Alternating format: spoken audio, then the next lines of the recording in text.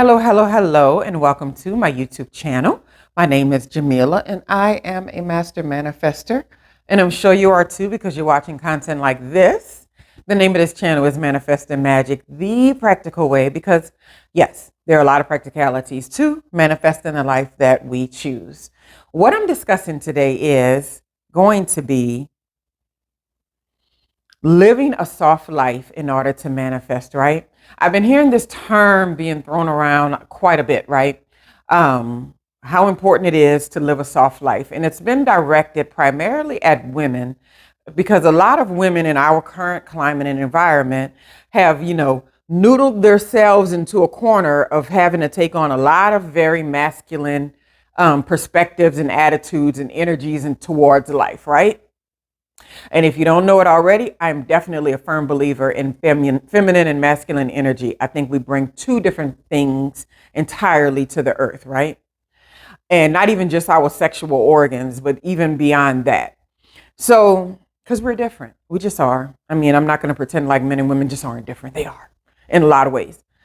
And whether it's socialization, whether it's innate, it's just there. So you have to recognize it in its full capacity.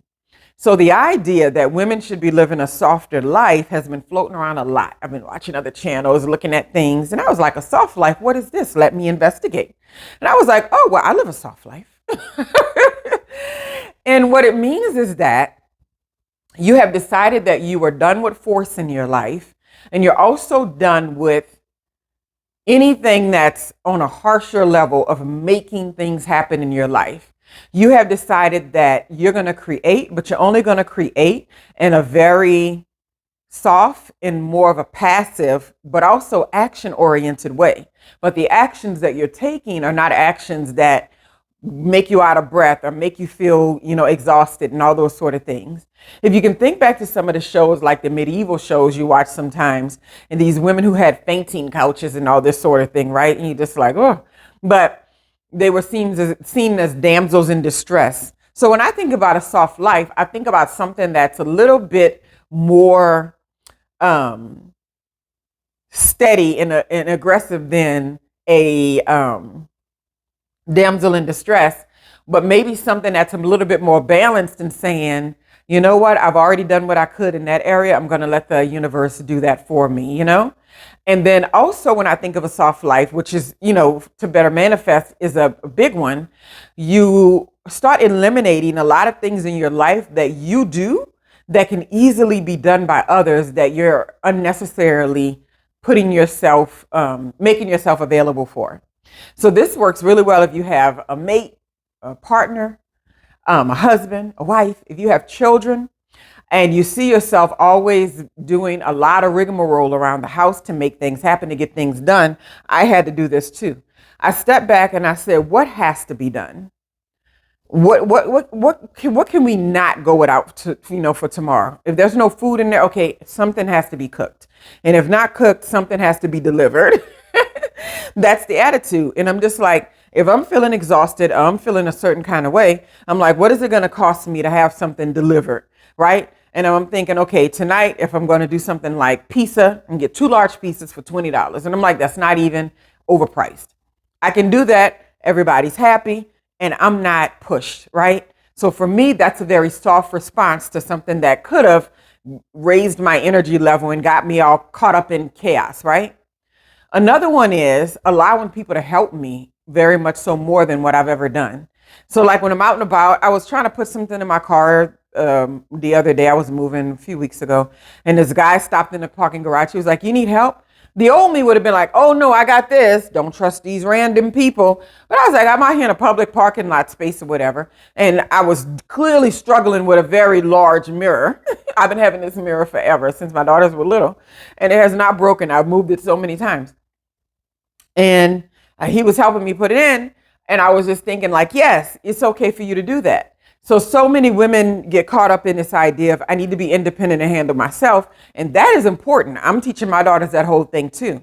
But just know that whenever you can take a task off your list, or whenever you can get into a space where you're not having to be in charge and making something happen, that the best thing to do is hand it over to someone else, right? Don't be so caught up on doing everything for yourself, and don't be so caught up on making yourself believe that you have to do everything, right? And another thing, I probably should have made this a list, but I wasn't. But it's also not being so retaliatory, I think that's the way to say it, when you're dealing with other people. Because I remember a time when I used to get caught up in so many ridiculous debates all the time about really politics and money and religion, all the nonsense that people say don't talk about. But at a time in my life, it was important to me. And I can think now, let me get some light. It's kind of yellow, but it's better than the overcast that's coming through the window. I was thinking now that how uncommon it is for me to get involved in negative interactions with people, right? So just living a life that's with a lot less force and where you're a lot more relaxed and you're a lot more calm on a regular basis. You do nice things for yourself. You treat yourself well.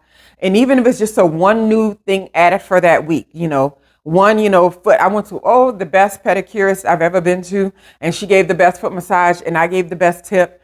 And for me, okay, I'm not doing these toes for a minute. They're going to be doing these toes. And that's a part of my soft approach because it's one less thing that I have on my list, right? And then it also puts you in a space to where you're at ease and you're at peace and you can manifest with ease and peace a whole lot better, right? Anyway, I hope you've enjoyed this little nugget of information about living a softer life in order to manifest. What can you eliminate in your life that you're doing with force that you can probably be at ease with? Something that I'm about to add to that is probably carpooling with my significant other because I like my alone time, but there are a few days a week where we go in the exact same direction and I'm just like hustling through traffic. And I'm like, why? I could be letting somebody else do that who would love to do it. Anyway, change doesn't happen overnight. Just give yourself some grace and do a little bit at a time. Live a softer life in order to manifest the life that you choose. I hope you all have a wonderful, wonderful day.